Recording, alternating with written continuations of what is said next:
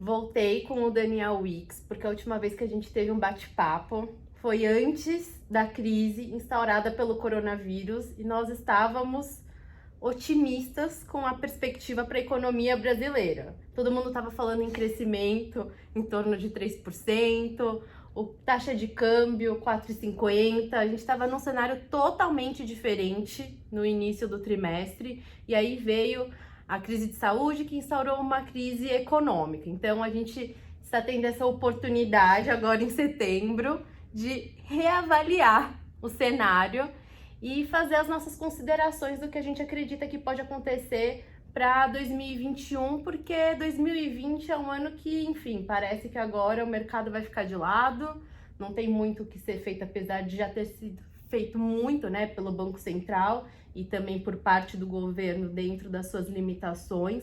Então, eu queria aproveitar essa oportunidade e toda a sua expertise para a gente comentar um pouco do cenário, né, para o segundo semestre, se a gente pode ficar otimista para 2021, porque a gente entrou em setembro, a gente sabe que historicamente setembro é um mês com muita volatilidade, tá assustando o investidor, o Ibovespa, pessoal, estava otimista na passagem de julho para agosto que se sustentaria acima dos 100 mil pontos, e agora o cenário está incerto. Então eu queria escutar um pouquinho das suas considerações acerca da atividade econômica e depois também perspectiva para a taxa de câmbio, que você é muito bom nisso. Bom, fácil então. Não, mas eu acho que, assim, muita coisa mudou. Tem coisas que eu acho que dá pra gente ficar otimista antes de ficar pessimista, e tem coisas que a gente tem que ficar pessimista antes de ficar otimista, tá? Então, por exemplo, na atividade, eu sou otimista no curto prazo, acho que tá voltando bem mais rápido do que a gente imaginava, né? Então, quando a gente pega varejo, indústria, tudo isso daí volta bem mais rápido, ainda que o serviço esteja um pouco um pouco lagging aí, justamente porque também a gente tem enfim, é onde está o distanciamento social, onde impacta direto. No entanto, para o ano que vem a gente está mais pessimista com o crescimento, justamente porque como a gente vai ter a retirada dos estímulos fiscais, isso faz com que a gente esteja abaixo do mercado, tá? Então a gente só tem 2,1 de crescimento ano que vem, depois de uma queda de 4,7 esse ano. O mercado tá com uns 3,5, Exato, certo? tá? Então a gente, da mesma forma que a gente nunca comprou um cenário muito catastrófico de PIB esse ano, de menos 10, menos 8, justamente porque a gente via que tinha um fiscal muito forte, agora a gente, enfim, continua com esse cenário que não cai tanto, mas lá pra frente, quando você retirar esses estímulos, a gente vê um PIB um pouco pior. E no lado político-fiscal também, acho que assim, a gente tem que ficar pessimista antes de ficar otimista. Então, assim, o que a gente está vendo lá é que no final o governo está com um trilema, né?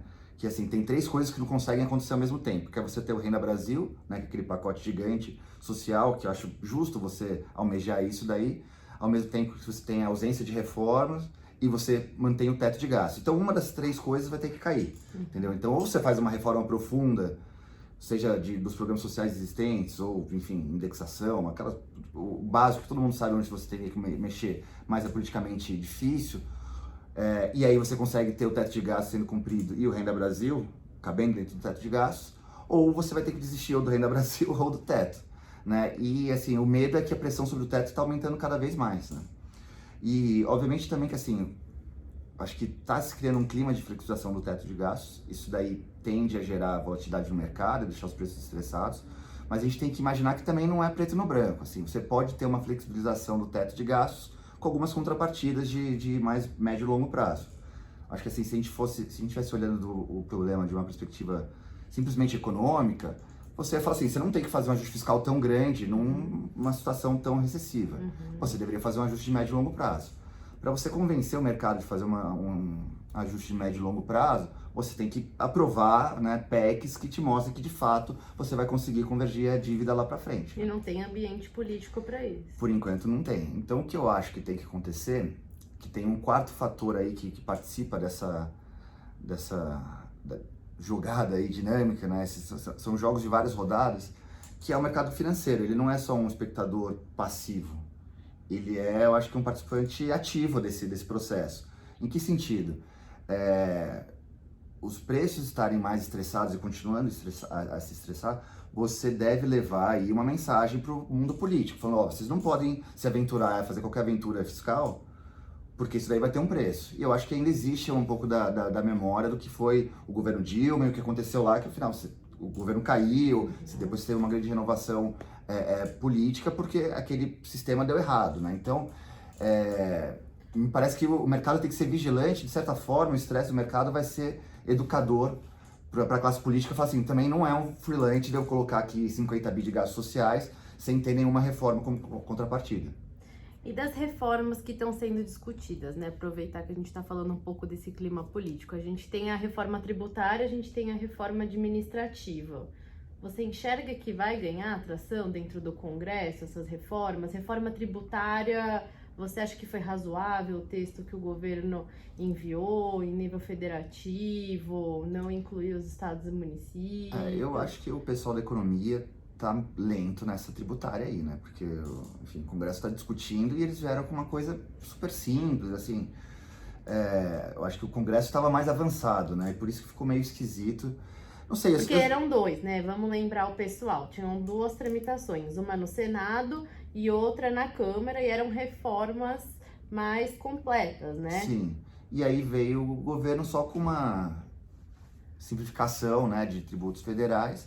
O que, assim, se for feito, ok, mas isso não é uma reforma em si, né? Isso é uma simplificação tributária.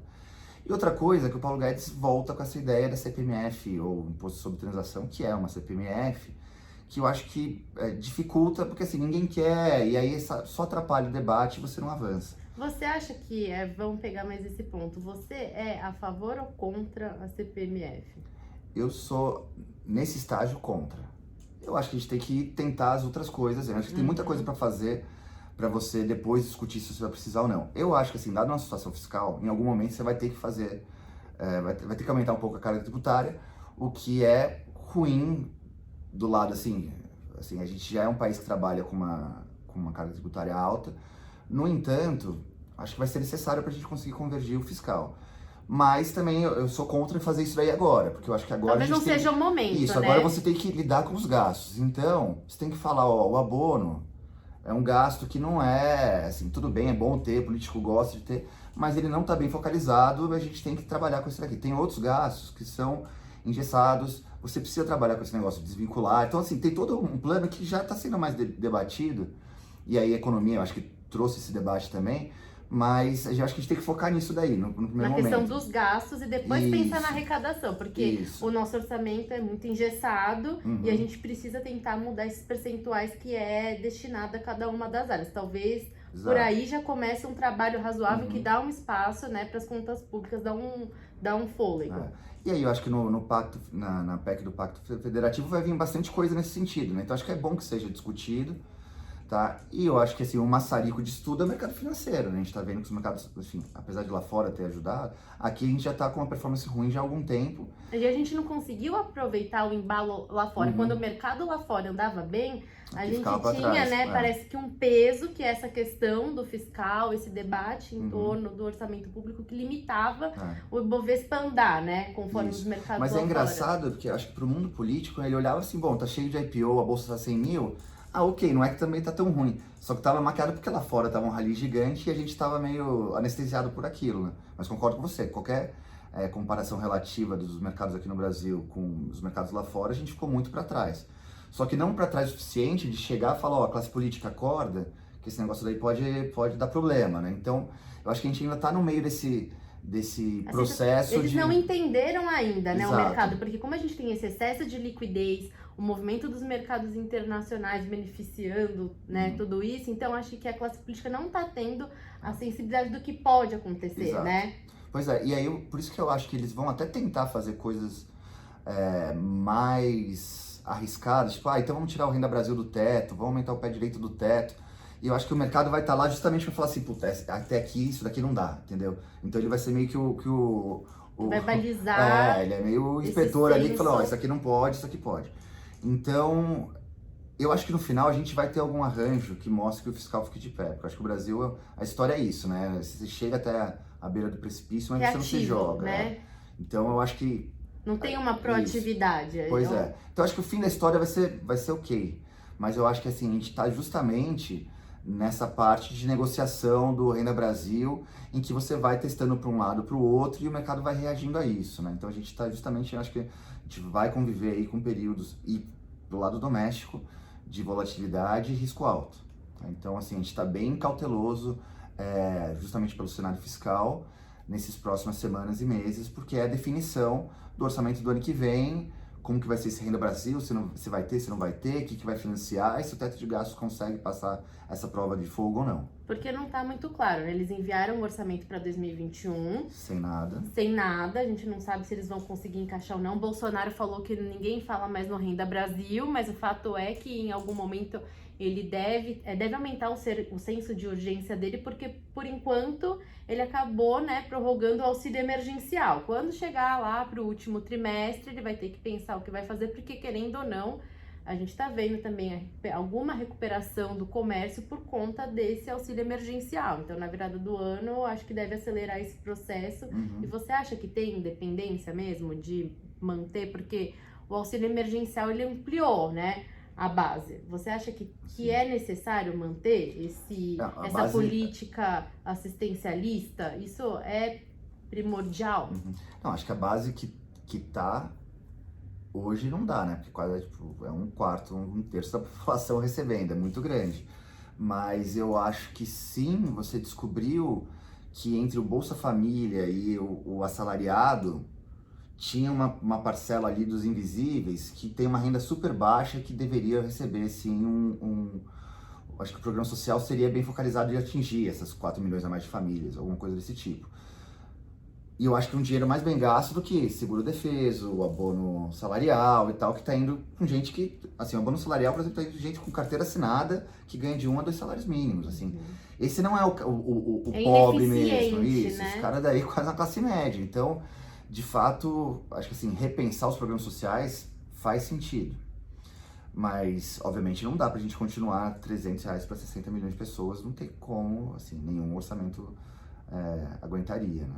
Mas eu acho que, assim, acho que a discussão do Renda Brasil é boa para o país, no entanto, ela gera esse estresse sobre o fiscal, né? Ela é ruim para o fiscal, porque como o que a gente calcula, que você teria que ter uns 20 a 30 bi a mais, tá? Então, o Bolsa Família já vale 30 bi por ano, acho que no orçamento até subiu um pouco para 30 e poucos, e você precisaria de mais 20 a 30 bi para você chegar nesse novo plano, que você possa tanto aumentar o número de beneficiários, como também o tamanho do benefício.